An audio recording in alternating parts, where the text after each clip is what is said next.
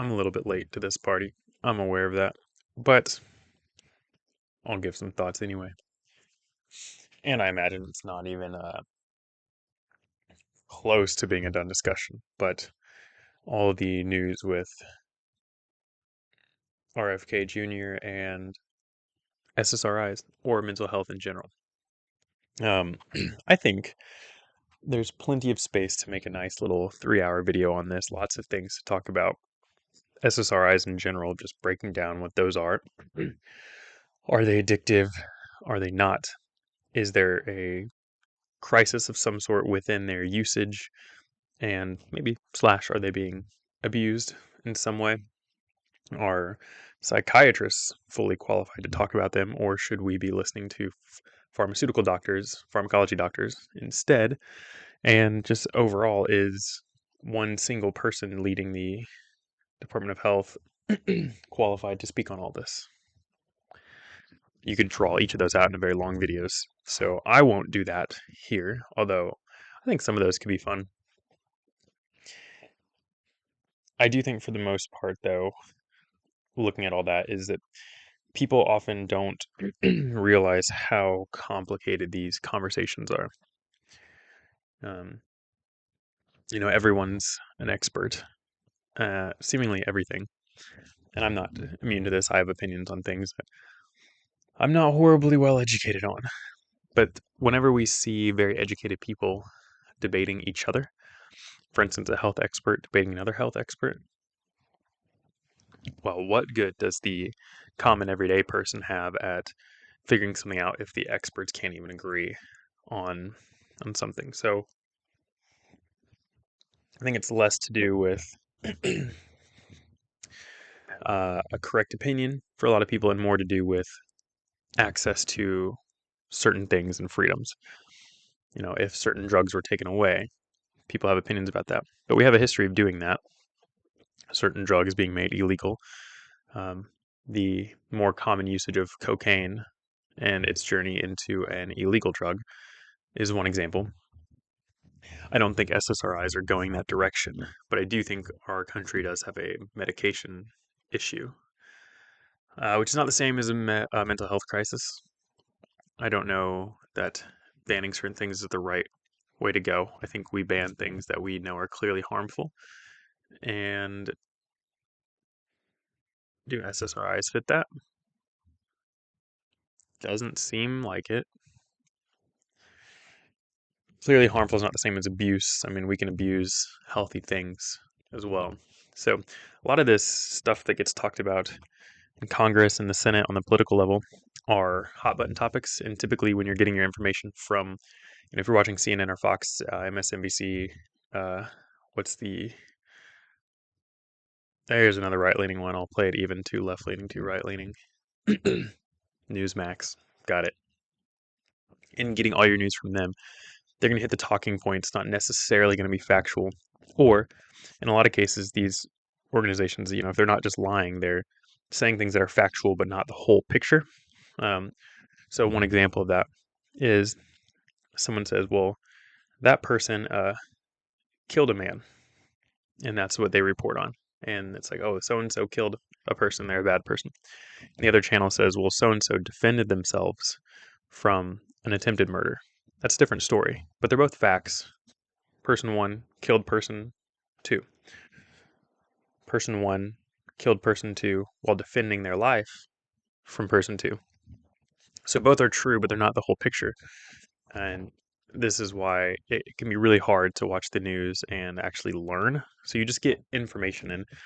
And I think people should be very aware if you're watching opinion news or fact news. And there's nothing inherently wrong with opinion news. You just need to be really, really aware of whether or not it's an opinion or not. Someone saying this is happening, therefore it means this. It has its place. You just need to know what you're looking at when you're looking at it.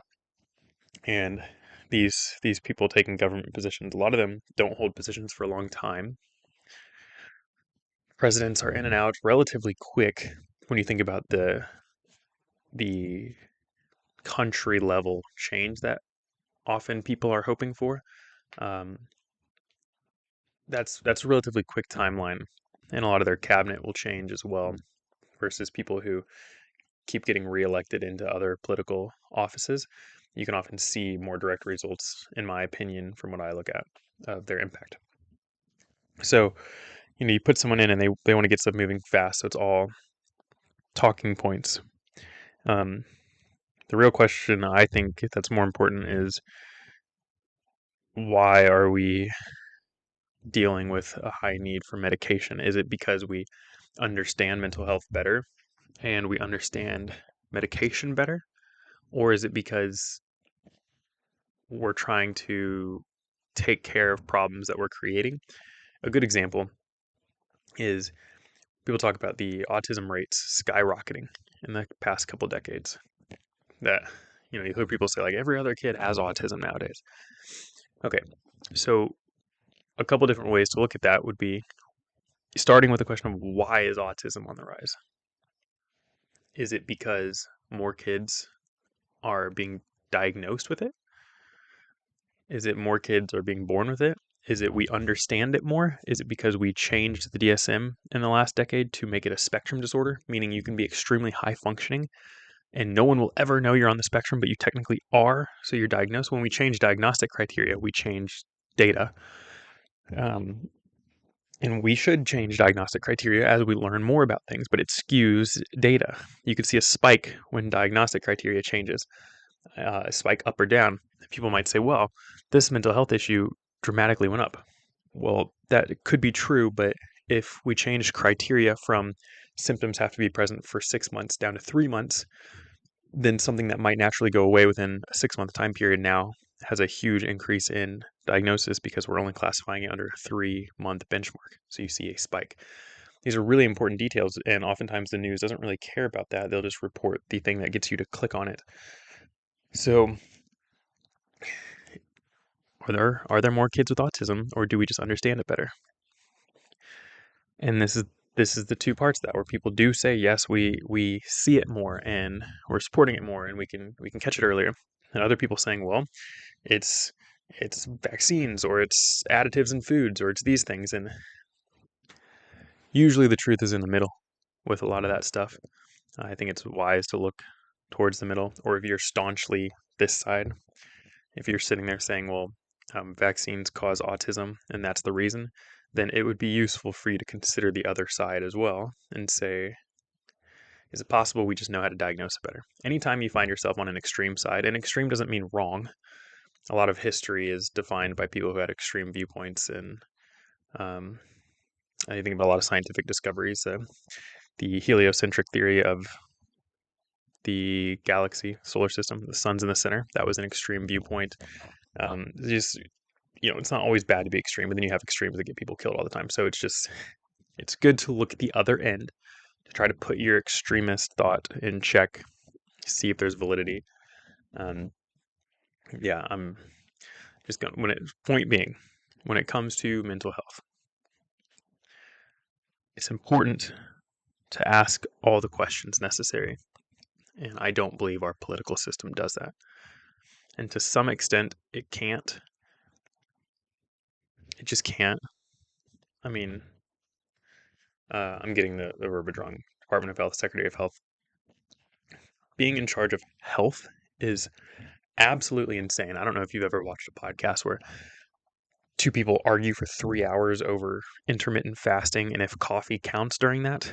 And people who just hyper niche, they're focusing on that and arguing about it. And then to say this person is in charge of health, which includes intermittent fasting, it includes mental health, it includes cancer, it includes potentially some FDA things of what goes into our food and what doesn't. It includes crossing over with the education system and what food our kids are given. It includes exercise. It includes a ton of stuff.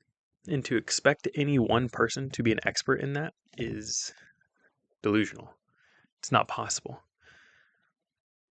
And then yet you have people who are heads of these huge departments and they just act like they know all the answers.